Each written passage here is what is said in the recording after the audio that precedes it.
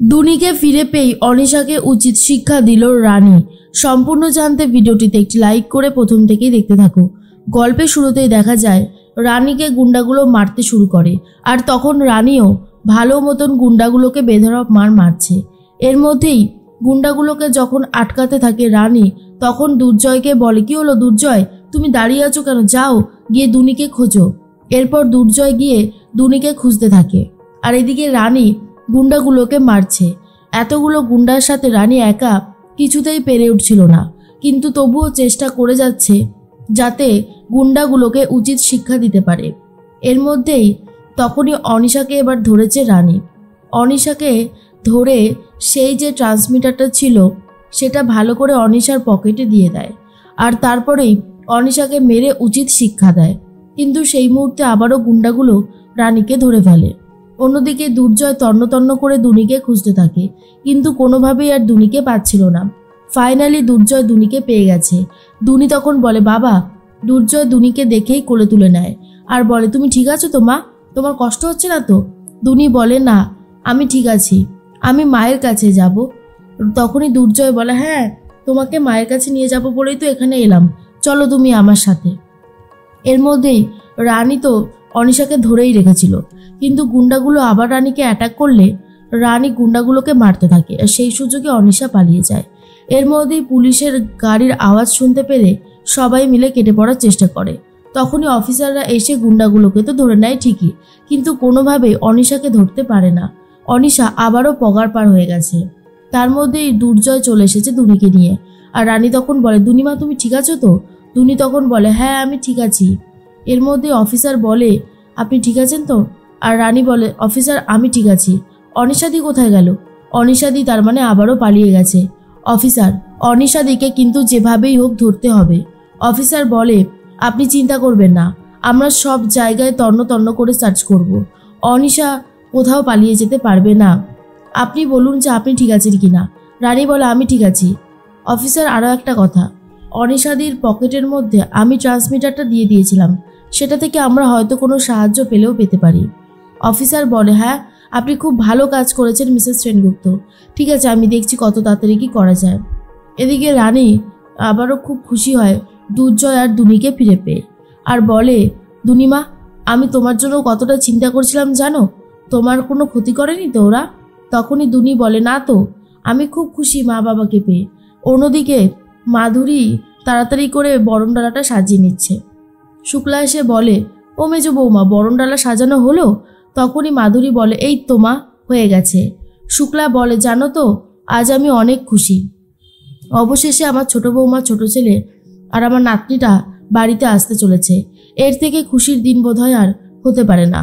তখনই চলে এসেছে রিতম। রিতম এসে বলে, একটা খারাপ খবর আছে, অনিশা পালিয়ে গেছে। তখনই শুক্লা আবারও ভয় পায় আর বলে, এই মেয়েটা যখন পালিয়ে গেছে তখন আবার কোনো না কোনো কাণ্ড করবে, সত্যি ও কি ওর কুকর্মের শাস্তি কখনো পাবে না? তার মধ্যেই দেবযানী এসে বলে, আমি একটা তোমাকে কথা বলছি কাকিমণি, কিছু মনে করো না, আসলে আমি তোমার ভালো চাই বলেই বলছি। রানী কিন্তু তোমাকে আগেও অনেকবার সাবধান করেছিল, অনিশাদি মোটেই ভালো না, বারবার করে বলতো, কিন্তু তুমি ওর কথা কখনোই বিশ্বাস করোনি। দেখেছো তো বিশ্বাস না করার ফল ঠিক কতটা ভয়ঙ্কর হতে পারে। শুক্লা তখন বলে, সে তো নিজের চোখেই দেখছি গো সেজ বৌমা, আমি আর কখনো ছোট বৌমাকে অবিশ্বাস করব না। ছোট বৌমাকে অবিশ্বাস করে আমি মারাত্মক বড় ভুল করেছি, সেটা আর হতে দিলে চলবে না।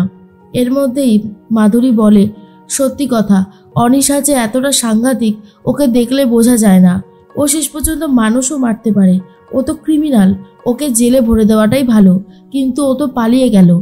তার মধ্যেই রিতম বলে, পালিয়ে আর কোথায় যাবে, একটা না একটা সময় ঠিক অফিসাররা ওকে ধরে ফেলবেই, এত সোর্স এত কিছু ধরবে তো অবশ্যই।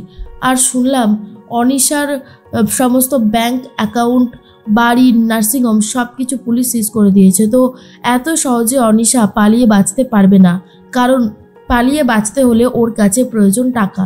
কোথায় পাবে ও এত টাকা? ওর তো সব কিছুই ক্লোজ হয়ে গেছে। আর তখনই শুক্লা বলে, ঠাকুরের কাছে প্রার্থনা করি যেন এবার আমার ছোট বৌমা, ছোট ছেলে তাদের জীবনটা নতুন করে আবারও শুরু করতে পারে।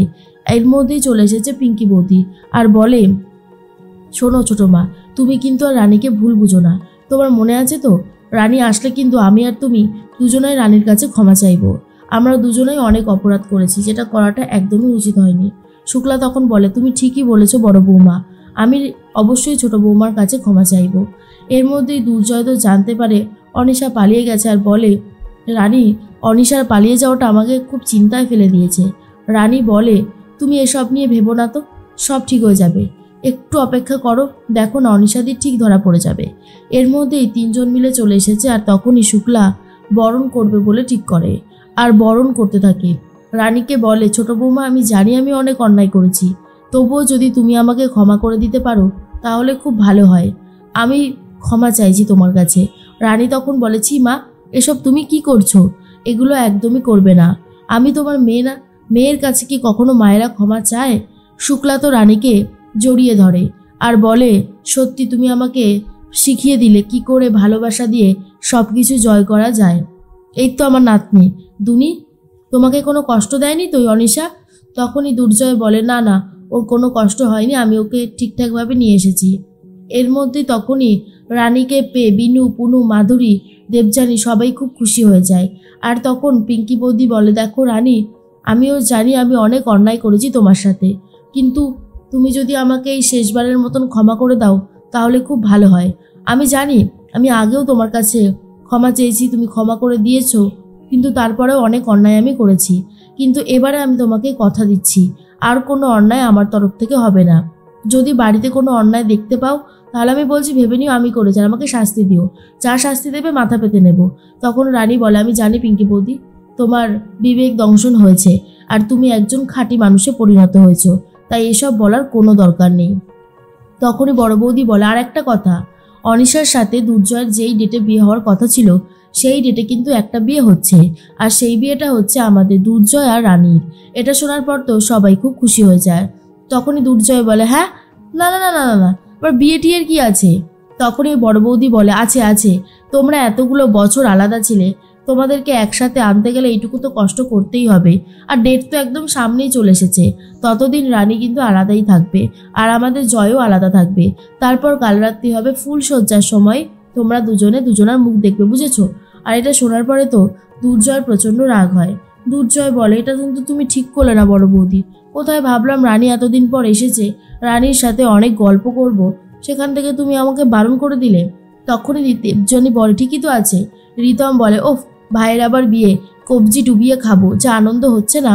এর মধ্যে দুর্জয় বলে, সেটা তো বুঝলাম, কিন্তু কি হবে কে জানে।